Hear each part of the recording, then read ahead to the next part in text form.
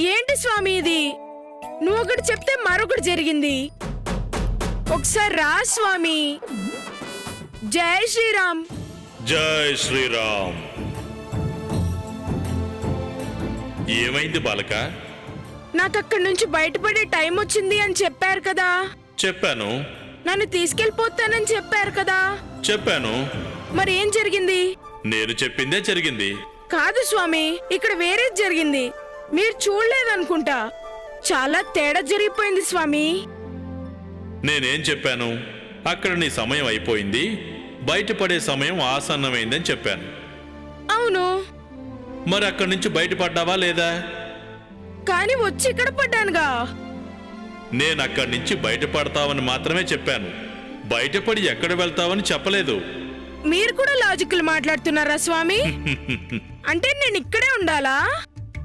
కొన్ని రోజులు తప్పదు బాలక. నాకు ఎక్కడ ఉండాలని లేదు స్వామి. అమ్మ దగ్గరే ఉండాలనుంది. అమ్మని చూడాలనుంది స్వామి.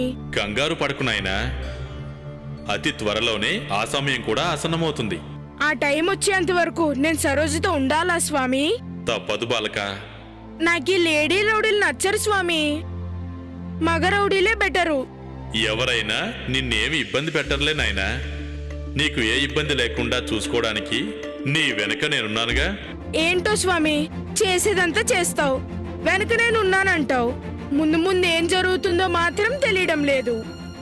అంతా మంచిగా జరుగుతుంది నాయనా. ఇక నేను వెళ్ళిరానా?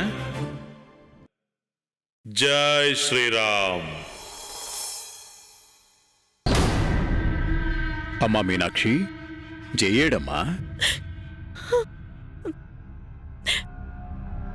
అమ్మా మీనాక్షి, నిన్నేనమ్మా అడిగేది. జయ్యేడి? ఏంటమ్మా మాట్లాడవు? జైని చూపిస్తానని ఆ ఉమాదేవి నిన్ను తీసుకెళ్ళింది కదా, మరి జైని తీసుకురాలేదే? తీసుకెళ్ళిన చోట జై ఉంటే కదా బాబాయ్ తీసుకురావడానికి. అంటే అక్కడ జై లేడా? మరి ఉన్నాడని ఆ ఉమాదేవి అంత నమ్మకంగా చెప్పి తీసుకెళ్ళింది కదమ్మా. అవును బాబాయ్, కానీ అక్కడ జై లేడు బాబాయ్. మరి ఆవిడక్కడ జైని చూపిస్తానని చెప్పింది, వాసుదేవ్ దాచిపెట్టాడని చెప్పింది.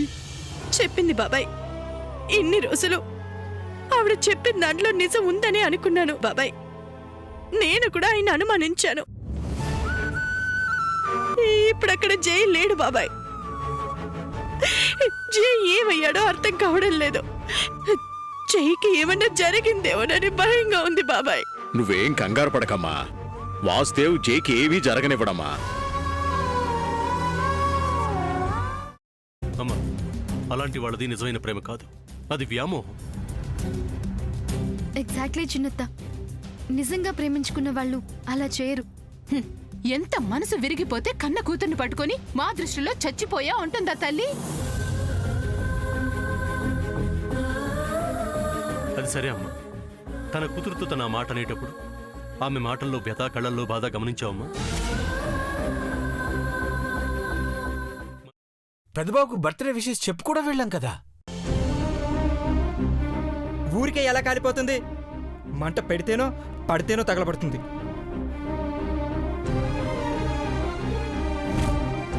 కరెక్ట్ చిన్నబాబు, నీకొచ్చినట్టే నాకు డౌట్ వచ్చింది. పార్వతే షర్టును తగలబెట్టిందనుకుంటా.